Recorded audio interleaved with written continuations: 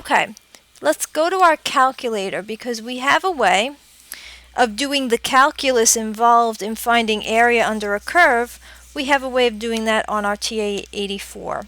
So you won't need to know how to do calculus to do this part of the course. The calculus function is called NormalCDF, and it stands for Normal Cumulative Distribution Function. What it will do for us is find the area between two z-scores in a normal distribution.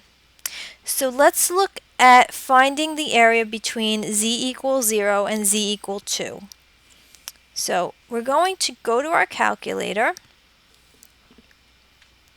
and go to the second DISTR function. This is the same location that we went to do the binomial distribution. We're going to go down to number 2, NormalCDF, and hit enter. Okay, remember when we did binomial probability questions, it was really important to choose NormalPDF. Well, with normal distribution questions, it's really going to be imperative that we choose NormalCDF. Okay, so those are important things to recognize when you're using your calculator. Press enter on 2. Okay, what we're going to do for the lower and upper values are basically we're going to put the lower z-score and the upper z-score.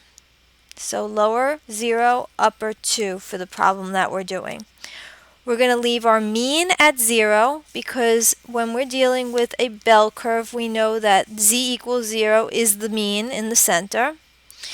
And we're going to leave our standard deviation at 1 because this is basically the distance from z equals 0 to z equal 1 to z equal 2, the distance of a standard deviation in terms of z-scores. We're going to press paste, and then we're going to hit enter. 0.4772. Okay, so let's go to our, I'm going to open up a picture of the normal. Okay, here we go. Let's take a look at what approximately that means, 0.4772. Remember that z equals 0 is right in the center. Z equals 0 is right in the center. Z equal 1 is about 1 standard deviation away. Z equal 2 is 2 standard deviations away. What we just found on the calculator was the area under the curve between z equals 0 and z equal 2. It's basically this piece of area right here. Okay, so we were able to calculate area without using rectangles. And that's basically what NormalCDF does for us. It calculates area using calculus, which enables us to figure out the area between two z-scores. Okay, so we found it to be 0.4772. Now we would expect a value that's between 0 and 1 because that entire bell curve should be no more than 1. So a piece of the bell curve is clearly going to be less than 1. 0.4772, which is a little less than half. Okay, when we want to denote negative infinity, we're going to use a z-score of negative 100,000 because we know that this bell curve does extend infinitely to the left. So infinity on the left is basically negative infinity. And for us to use it on the calculator, we have to give it a real number. So I'm going to use a real, very large negative number.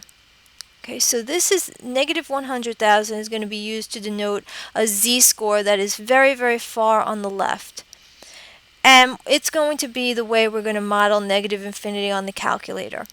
If you look at the textbook, you can see that the textbook uses notation negative E99 to do the same thing, which will work just as well. So you're welcome to do that if you want.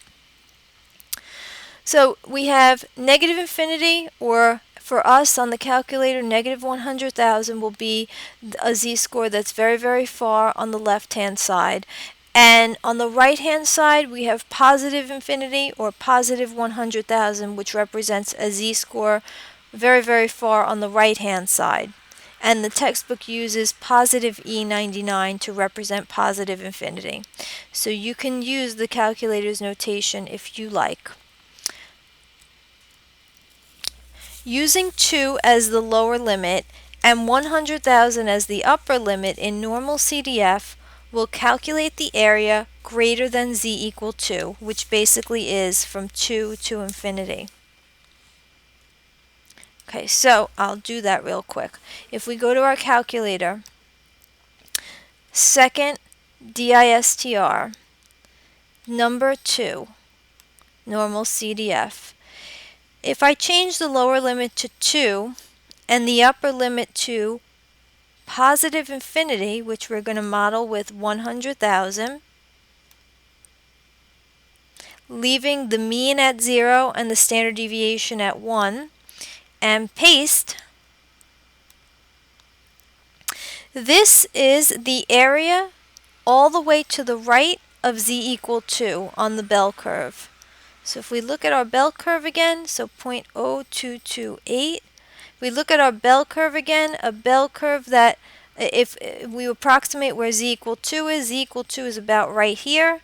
All the area to the right of z equal 2 sums to 0.0228. Okay, let us do a couple more problems. Find the proportion of area under the normal curve between z equals 0 and z equal 1.5. Okay, so we're going to go to our calculator, second DISTR, NormalCDF. You want to identify the lower limit as the lower z-score. This is the z-score. If you're thinking of the horizontal axis, this z-score is on the right. I'm sorry, this z-score is on the left. The upper is the upper z-score, 1.5, which is the z-score on the right. You're going to leave your mean at 0 and your standard deviation at 1. Then you're going to go down to paste.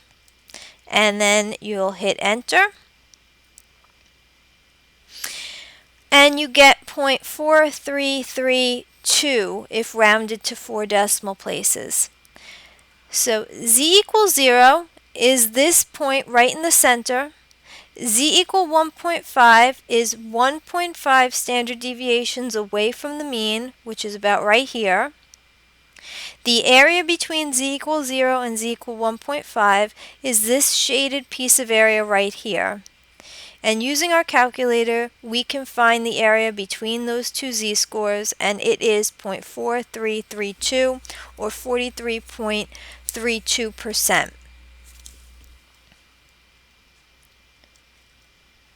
Okay. Find the proportion of area under the normal curve between z equal negative 1.25 and z equal positive 1. Okay, so on the calculator, you'll go to second DISTR, NormalCDF. You're going to identify lower as the left z-score, the negative 1.25. Upper is the right z-score, which is 1.0. Mean is 0, standard deviation is 1, then press paste. Okay, and when you look at it visually, what you are finding is the area under the bell curve between negative 1.25 and positive 1. Okay, noting that z equal negative 1.25 is on the left side of 0 and z equal 1 is on the right side of 0. All the area in between is what we calculate when we do NormalCDF between negative 1.25 and 1. You're going to paste it and hit enter, and your area is 0.7357.